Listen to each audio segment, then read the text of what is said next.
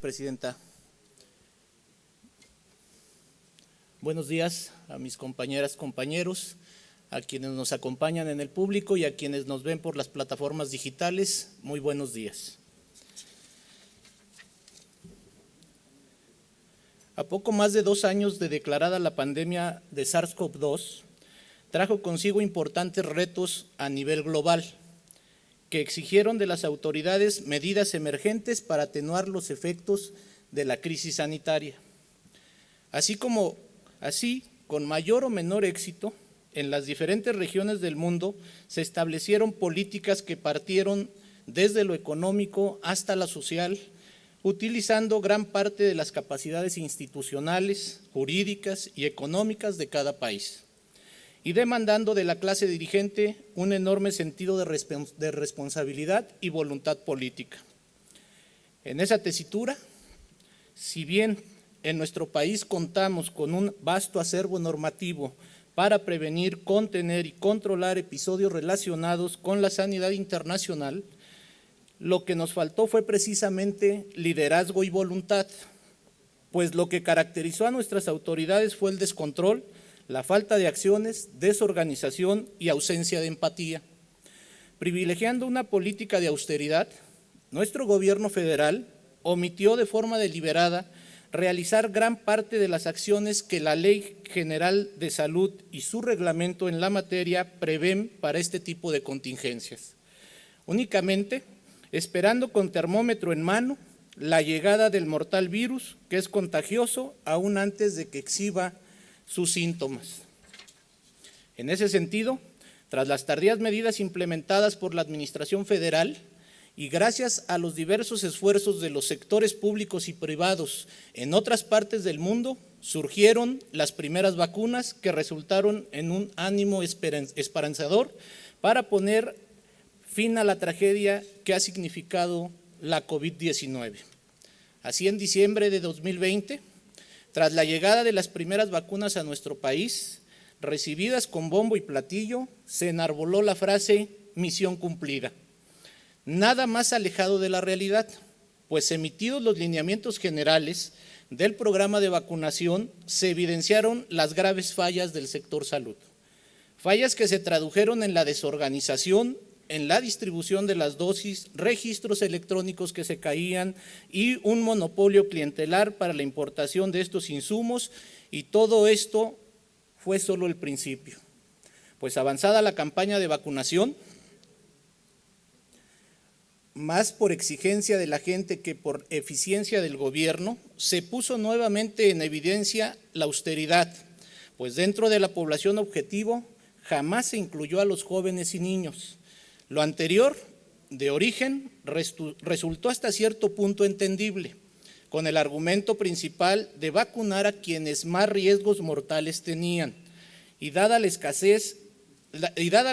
evidencia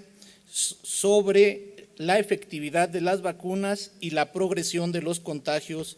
de las niñas, niños y adolescentes. Ante tal situación,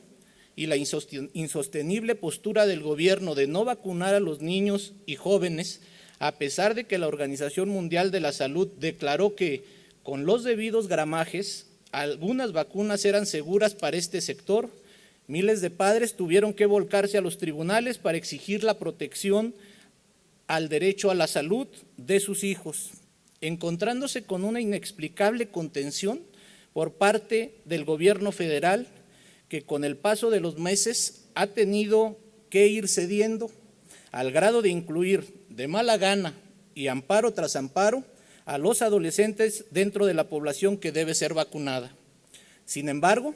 manteniendo su arrogante postura de austeridad, el gobierno se niega a vacunar a los niños y niñas de entre 5 y 11 años, manteniendo una impecable postura procesal en cuanto juicio de amparo se le presenta. Es decir, si bien la eficacia jurídica del gobierno no brilla tanto cuando combate criminales, sí lo hace cuando combate a los padres de familia y a los niños,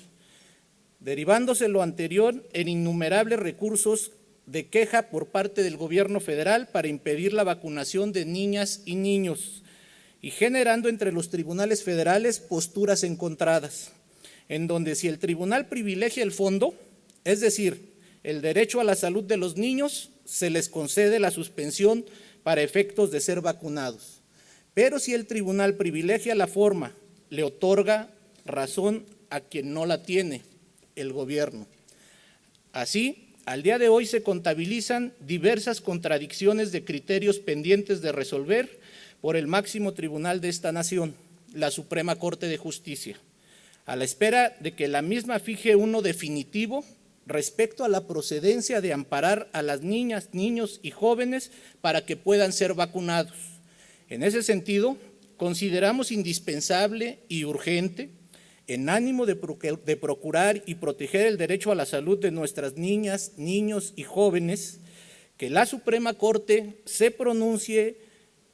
en pro de ampliar su protección y en defensa de sus derechos, haciendo honor a aquella frase del siervo de la nación